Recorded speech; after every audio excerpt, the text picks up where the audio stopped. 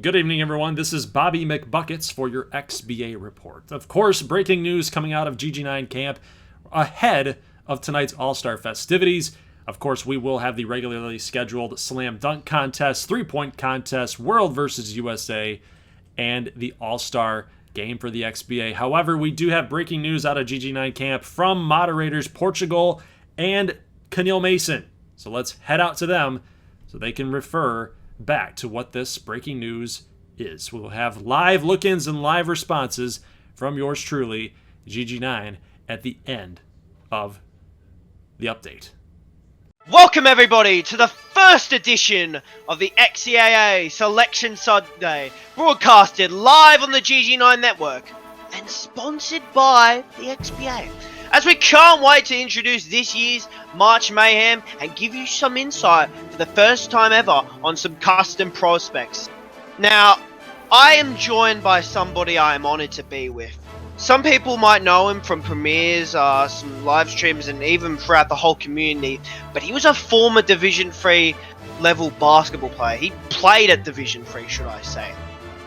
He inspires me every day, and I can't wait to welcome him. Please welcome my co-host, Real Teal Neil. It's so good to have you, buddy.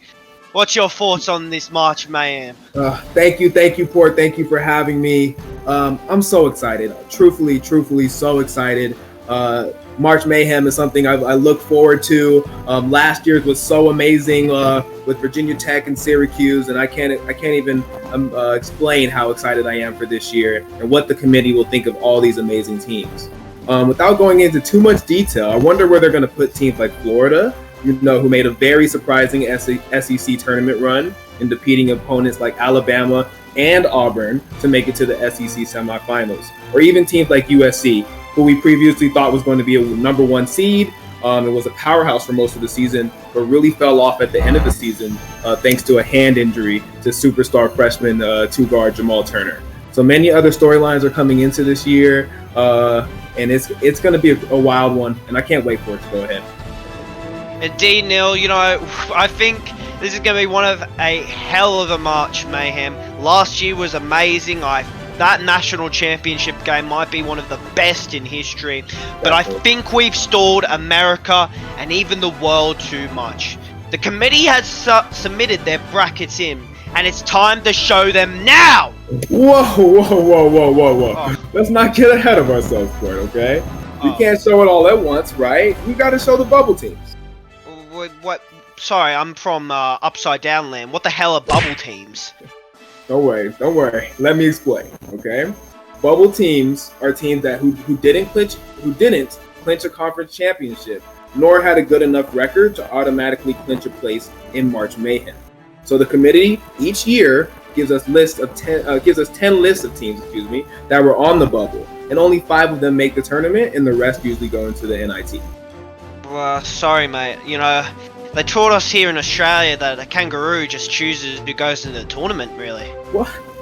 Well, anyways, folks, it's time to show you the bubble teams who are either on the verge of living in paradise or living in the outback in Australia. And wow, some teams I didn't expect to get on there.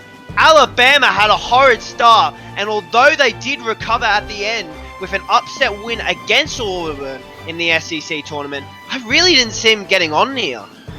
Yeah, I must say, it is pretty shocking. I'm even more surprised that Illinois is getting in there.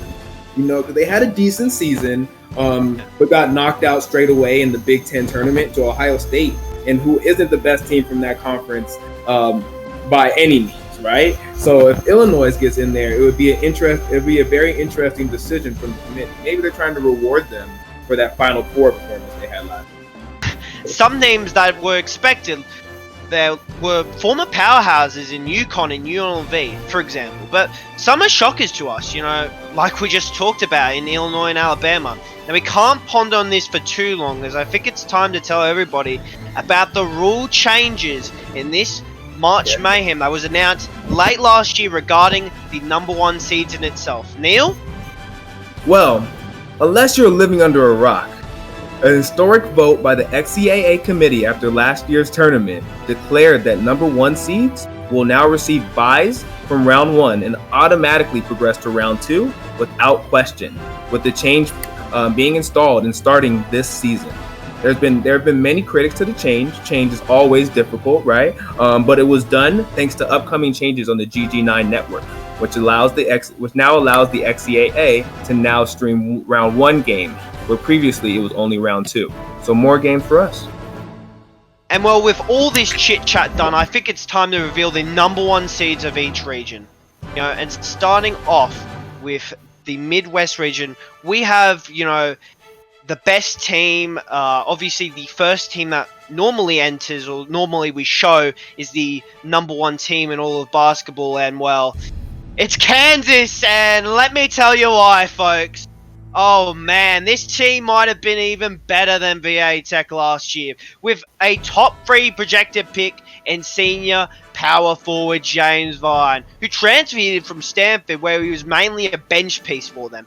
But he has ascended here in Kansas to one of the best players in the nation. Not even the best in the one of the best in the nation. With him coming 3rd in the Naismith voting against 2 guys, which we'll talk about in a bit. But that's not all with Kansas, as sophomore small forward Nathan Lebowski, who has been an amazing piece for them, along with one of, well, you guys are going to like this for the viewers, one of Brian Scalabrini's sons in sophomore shooting guard Richard Scalabrini, who has also played great in college. Finishing off the team with their key players and custom prospect is a freshman in point guard Buddy Mayer Jr., who impressed everybody this year with his slick handles and his great jump shot. Although he, looks a bit raw on the surface, he already looks like an XBA type of player to me already.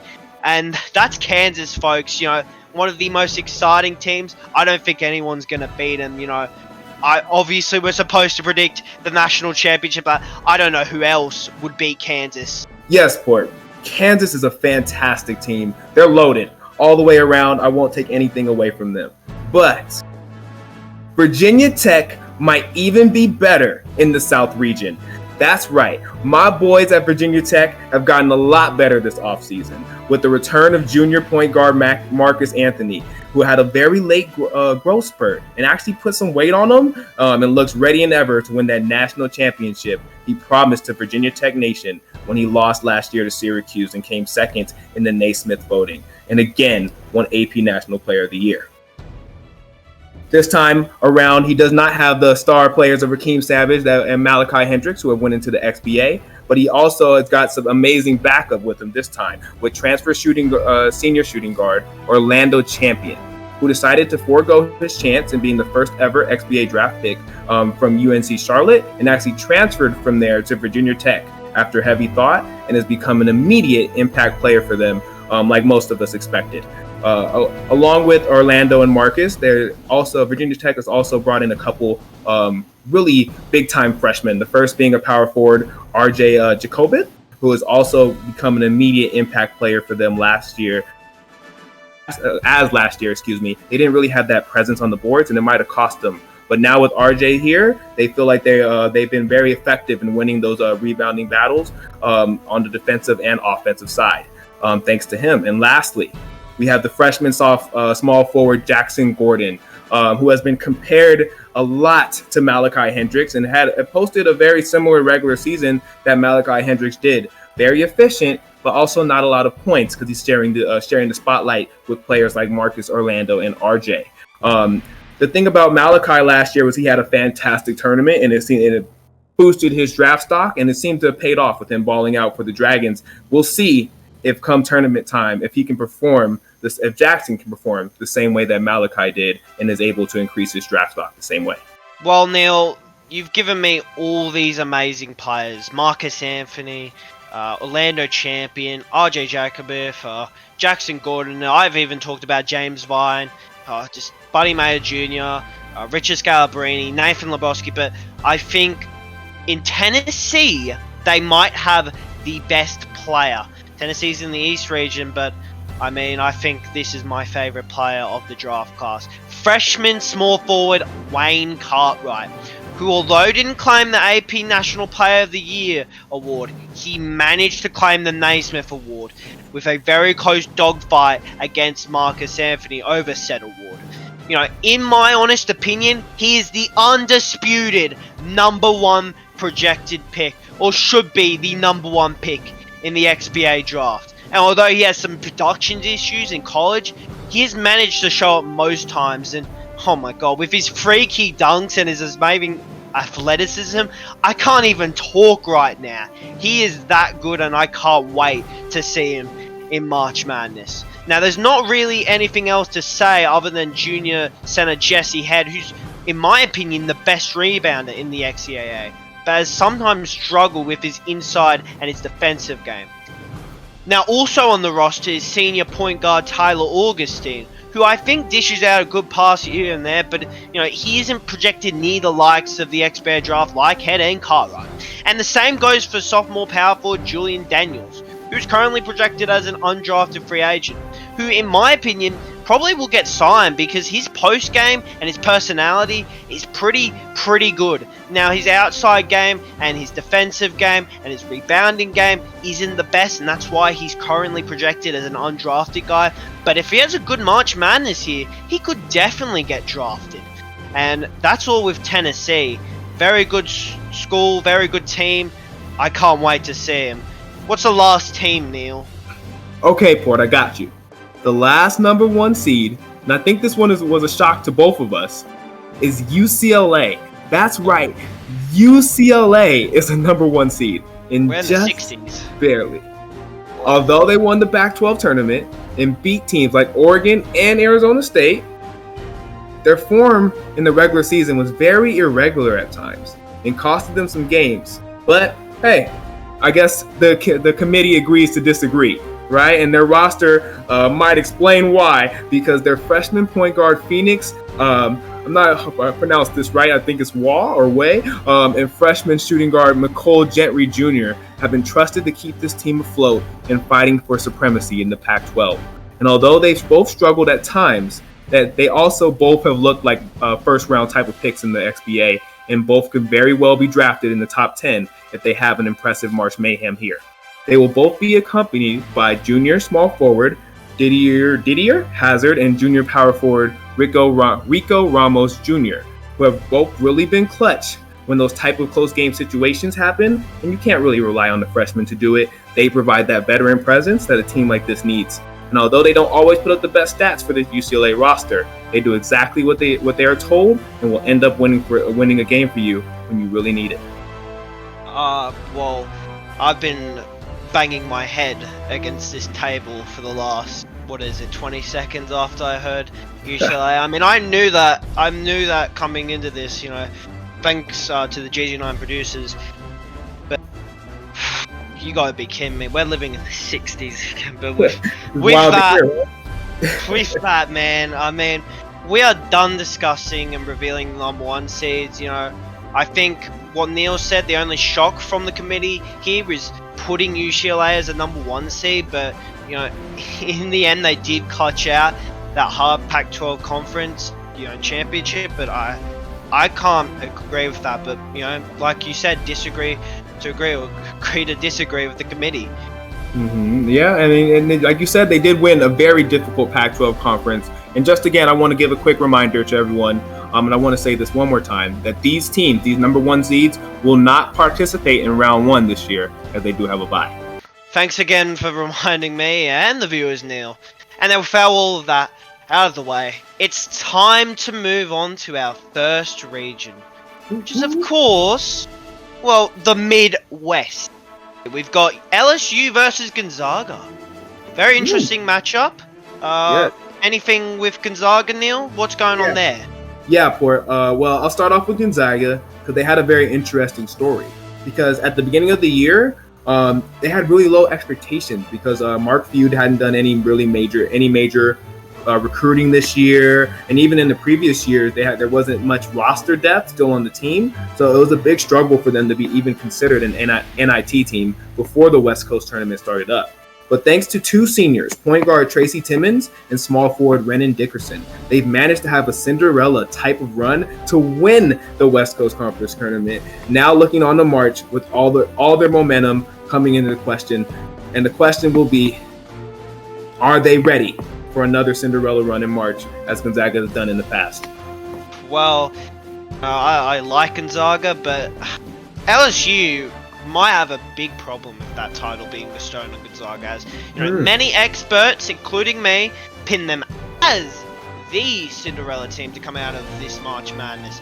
A senior point guard Denzel Carter Jr., junior power forward Mondre Robbins, and senior center Terrence T. Rex have been a great unit this year, and even upsetting Indiana out of conference. And although their run in the SEC wasn't the best, facing off against a stacked Kentucky team and a beast in Wayne Cartwright and the Tennessee Volunteers, they still showed that it factor some of those teams, include the highly rated Florida at one point, which they ended up beating.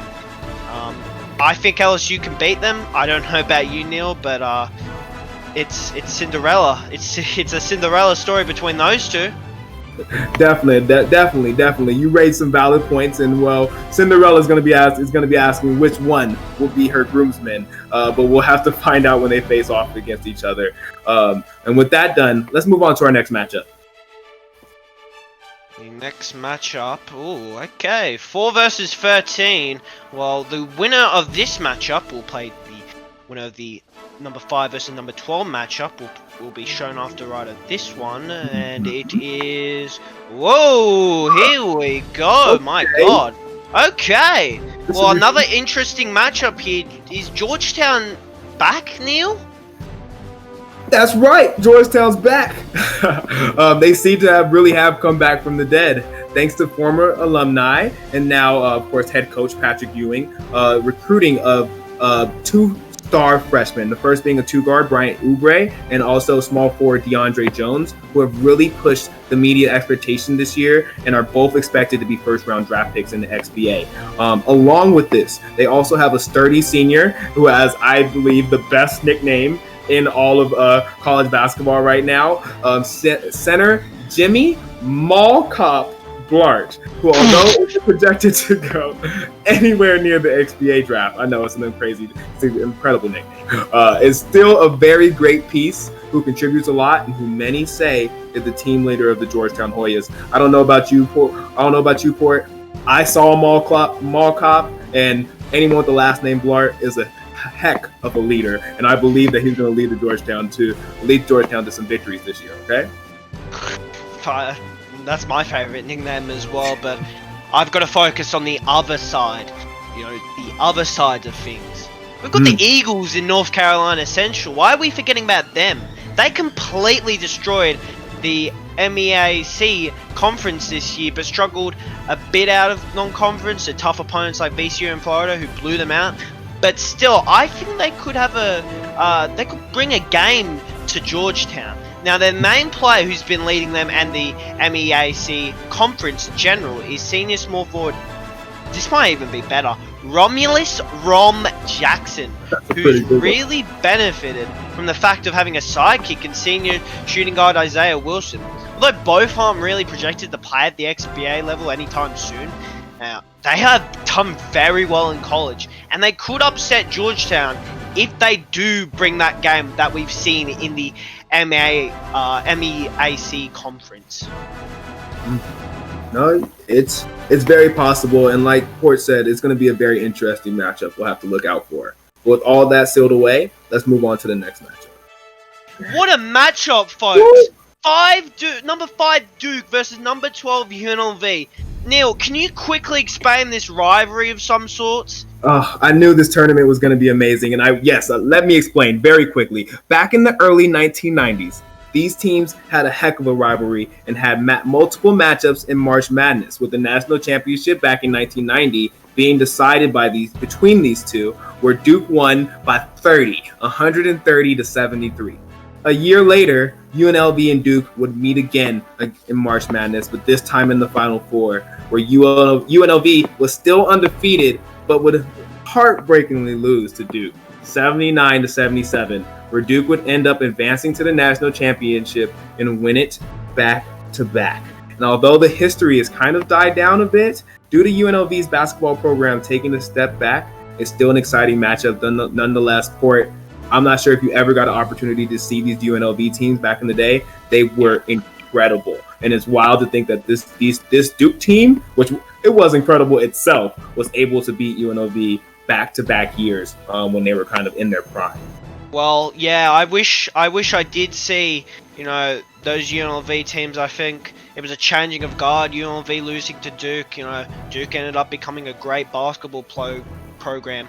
But I'm just recollecting my thoughts here, and I just realized Duke are a number 5 seed, so I think people are going to be asking, what went wrong with them this year? A simple answer to that question was there was way too many guards in the system this year. With even senior Danny Fertillo, who was previously a point guard, who moved to power forward, listed as he's 6'5", he's 6'5", which in basketball terms isn't the ideal to put at power forward.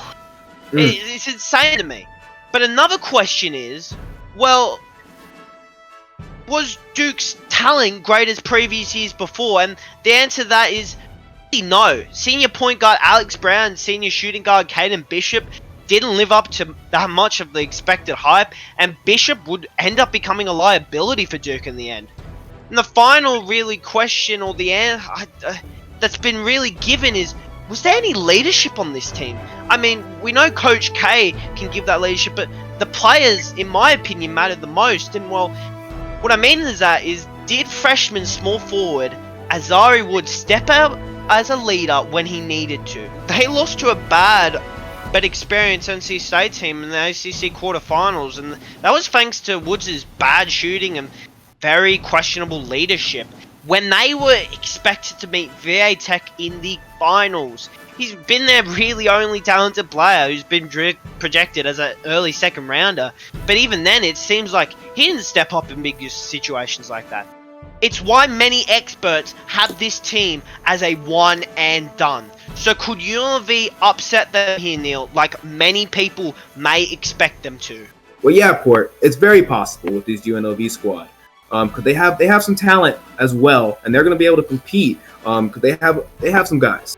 The first of them being a freshman power forward, Victor Stretch Armstrong, who, although isn't currently projected to be picked in the XBA draft, showed some flashes of becoming an XBA player one day, and really showed it to the big schools like Alabama, Arizona, and even Oregon.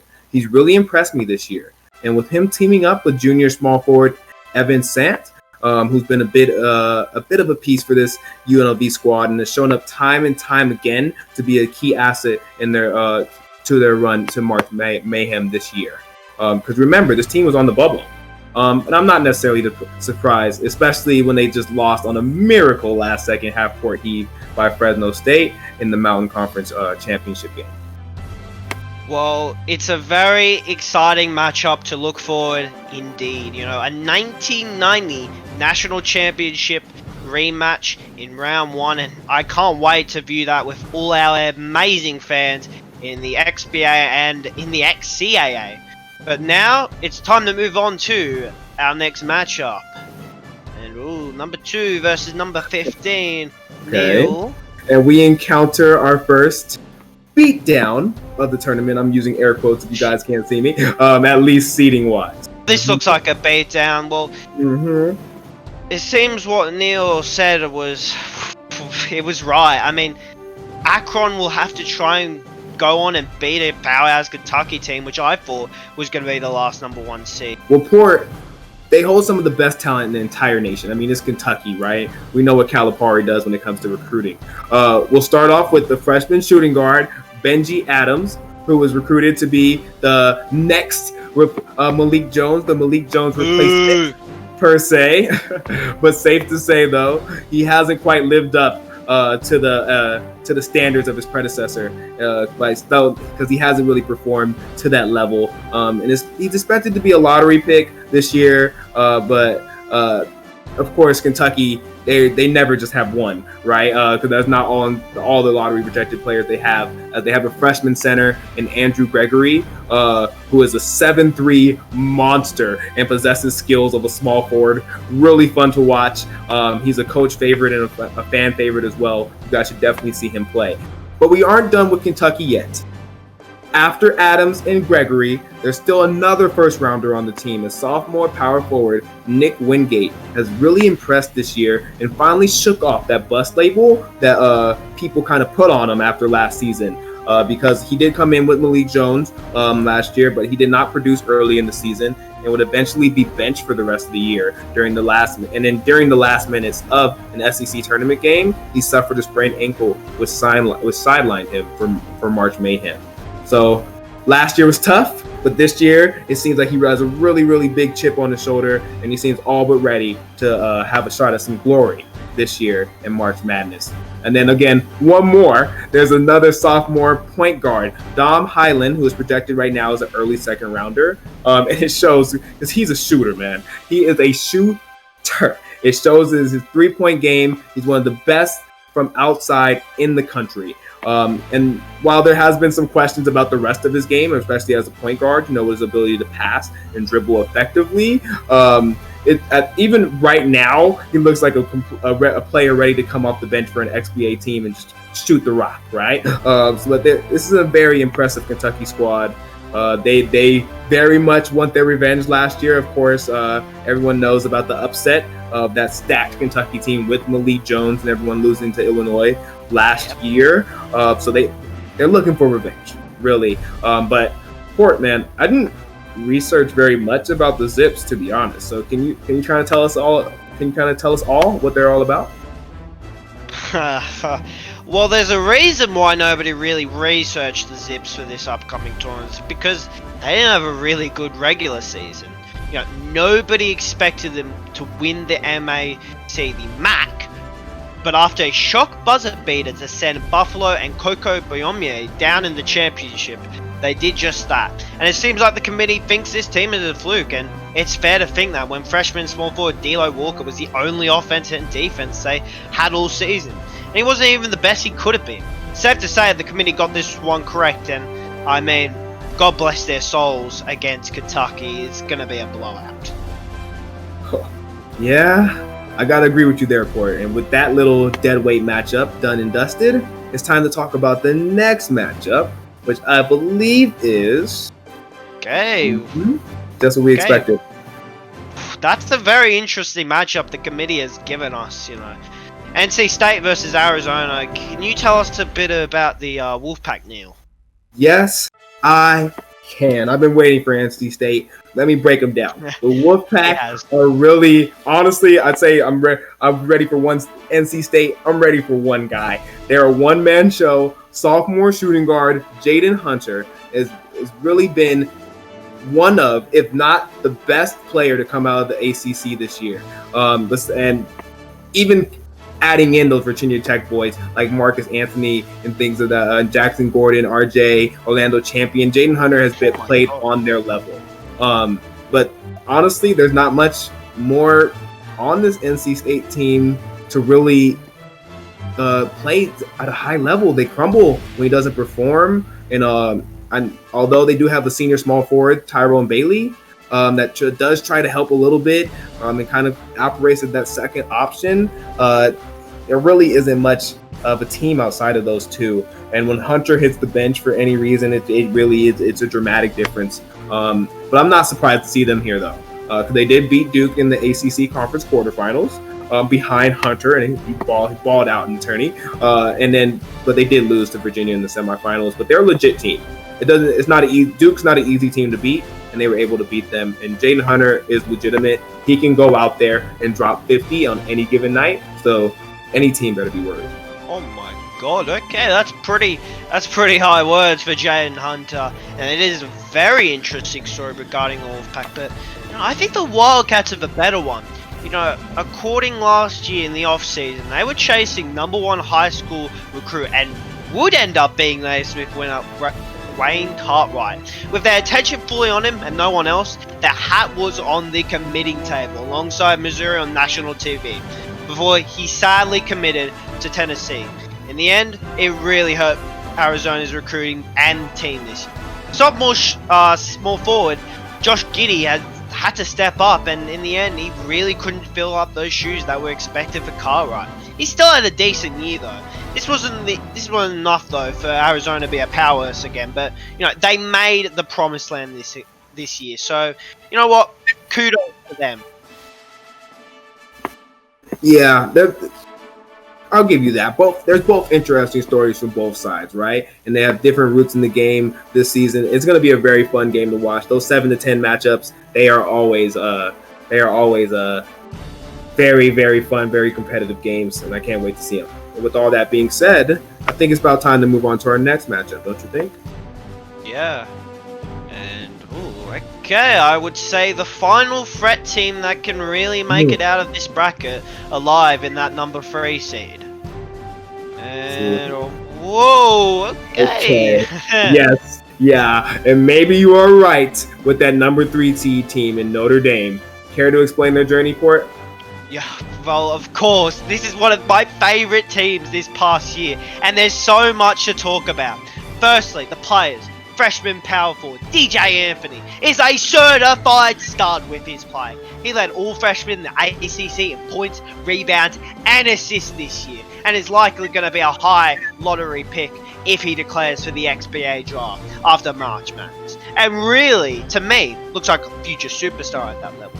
Next up, we've got sophomore shooting guard Clayton Bazemore, who might be one of the most clutch players in this whole draft class. Although we didn't discuss it earlier, VA Tech only had 2 losses this season. Guess what? One of them came from Notre Dame thanks to a buzzer beater from Bazemore. This cat has the talent, he has the heart, not only to become an XBA player, but an XBA starter one day. Now, thirdly on the roster, we have junior small forward Pluto Van Prado. What a name. He's probably going to be the leader. I would say maybe the leader alongside the next guy we're going to talk about. He's got a killer inside game, really can bully people. And although his game really doesn't, in my opinion, translate well into the XBA, he's likely going to be an early second rounder if everything goes as planned this tournament. Now, finally, if Pluto Van Prado isn't the leader of this team, then senior Brian Banks is most definitely the leader of this team. He's got a killer personality, and his mentality is to win and win and win, which he has seemingly pushed on comebacks to win some huge games against tough opponents. Although his skill set isn't the best to me, he has the best personality in this upcoming XBA draft, and that's why people rate him as an early second rounder as well. Now, to talk about their wins, like I said, they would end up beating VA Tech this season, but would lose to them in the ACC semi-finals to them. There's also one more big victory we might have all forgotten about, including you, Neil. In the Maui Invitational, which doesn't count to record, they would end up beating the number 1 seeded Kansas 61-60, and would end up losing the tournament to another great team, Creighton, in the finals. Needless to say, this team may control its destiny if it wants to. I think this team is maybe better than Kansas. I mean, they already beat them. They are definitely one of the contenders for this tournament, no doubt about it. But I think Fresno State might have a fighting chance to do the unthinkable. Obviously, I'm a little biased. I'm from Fresno. That's my team. That's my home city, okay? But still, they have a chance. I believe in them. Let me explain. There's a very interesting story. I can't tell all the pieces. Of course, I got to keep it between my Fresno people. But power forward Jake Myers, a senior, and his little brother, junior point guard Reggie Myers, have kept this team afloat in swimming this year. And although there hasn't really been a marquee win on the books, per se, they did show us time and time again that anything is possible, culminating in the Mountain West Conference Tournament, where as a number 2 seed, they end up winning on a buzzer beater from Reggie Myers on a half-court heave to beat UNLV and almost leave UNLV completely out of the tournament. But we'll see if they continue their miracle ways here against a very, very good team in Notre Dame. Yeah, I'm shocked that Notre Dame's number 3. I thought they'd definitely be a number 1 seed. But with that really discussed, we are almost done with the Midwest region with one more matchup to discuss. It's time to find out who will be the last teams in the Midwest. Here it comes. Oh, here we go. And we end off the Midwest with a matchup I certainly didn't envision. Can you tell us what went wrong and what went right with Miami this year, Neil? Let's see. Talking about the U, right? The thing that went right this year was the insane development from sophomore shooting guard Dre Merritt, who was merely a bench player in his freshman season and honestly wasn't a very good one. But since something seems to be changed over the summer or what happened, but something really kicked into gear to him because he has led this team to ACC glory. And even though they couldn't finish upsets over the top tier teams like Virginia or Notre Dame and even flamed out fairly early in the ACC tournament, he still gave them a killer chance to win all of these games whenever Miami needed him to do so. But then besides him, we got to see what went wrong with Miami, right? And on the mediocre end, senior point guard Charlie Crew, his first year playing point guard this season, he does have the skill. He can contribute. It's not his natural position. And as someone that has played the point guard at a fairly high level, it's not an easy adjustment. And I think sometimes he's really struggled with being able to really control games down the stretch and really make the most out of those very critical possessions. And I think honestly, even though I mentioned earlier about Dre Merritt giving them the killer chance to win, I do think that Crew had played a role in them not being able to win a lot of those critical games. And then lastly, we'll talk about senior small forward Isaiah Mack, who was the reason why Crew moved over to point guard.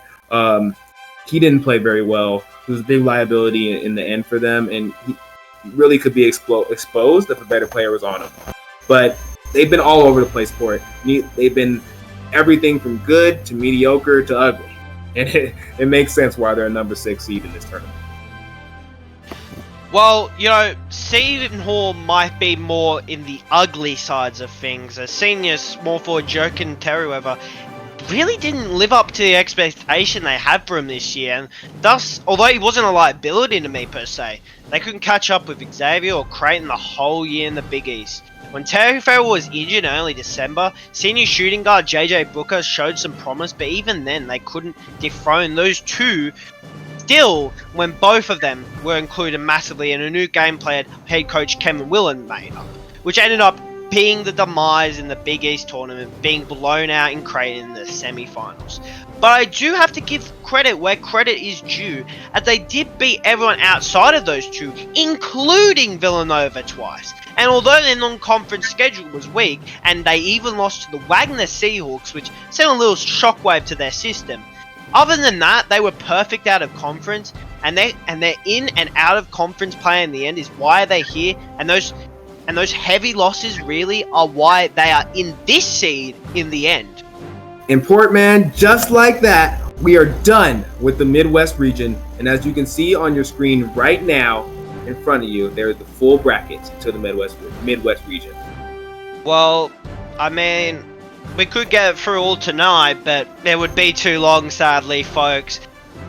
That is the end of tonight's episode, but me and Neil will give some predictions and tell you when the other regions are revealed. So, who do you think will win the Midwest region, Neil? Oh, yikes. Oh, man, this is going to be difficult. If I had to guess, I might have to pick... this is a tough one. It was a really tough one. I'm going to actually go out on a bit of a limb here. I truly believe that Georgetown is going to make a big run, and they're going to make it out of the Midwest region this year. Wow. I mean, listen, I could go with the safe choice here in Kansas. I know what Kansas is about, but with what I said about Notre Dame, I think they will pull it out. And I'm sorry, Neil, but I think Notre Dame is going to be my pick to win it. To win the whole thing? Maybe, but I have them to win the Midwest. Maybe the whole thing. You'll have to see at the end of the selection Sunday. On Monday, we'll do the South. On Tuesday, we will do the East. And on Wednesday, we will do the West. Those will be all revealed on those days. Obviously, we will reveal the 2 seeds, some of the custom prospects. This is just the first of 4 videos. I will say this probably every video, but I would like to thank Gold for letting me do this. This was kind of not my idea, but it was something I brought up to him, and we got it. And this is a very fun way to give you guys some custom prospects, to reveal them and to reveal the teams. There'll be some more info regarding March Mayhem. But with that all said, I'll direct it back to Gold. Neil, do you have anything to say before we go? Really quickly, I just want to say thank you again, like you said, first of all to you and then to Gold as well. Thank you guys for having me. It was an honor to be here. The XBA is one of my favorite series, favorite associations to follow. It's a phenom in itself, and I truly love it, and I'm glad that I was able to have a part of it. And I cannot wait for March Mayhem, and these next few days are going to be fun. I'm excited to be doing this with you, Port. Well, with that all said, we'll see you tomorrow as we reveal the South. And with that, goodbye. And from the GG9 Network, we say, peace. Ooh, we did it. We did it. We did the Midwest. So, y'all, I need to eat and stuff. Can we knock out some of this? Like, hope you guys enjoyed that little segment from Khaneal Mason and Portugal. Thank you guys for hopping on in here and reading that script. Of course, thank you for Portugal for writing this script with contributions from Ryan Street and Showstopper, Braden Austin, all you guys that helped out to make this thing happen. It was awesome to create with all of the logos and the slides and the transitions and all that. It was fun for me to do, finally something a little bit creative. So appreciate you guys for providing me some of that content in order to do. And of course, thank you guys for the moderators, of course, to step up and get this thing pushed out. And I also apologize I was not able to get this video posted last night prior to the All-Star game and all the All-Star festivities.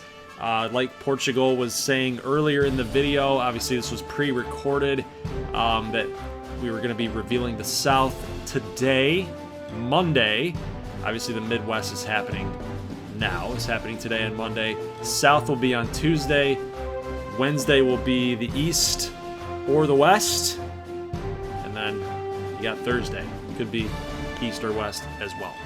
So, guys, leave a like if you like this thing. That is it for today's bracket reveal and prospect reveal of the 200 prospects, the most notable 200 prospects that are in this XCAA March Mayhem. Little reveal for you guys.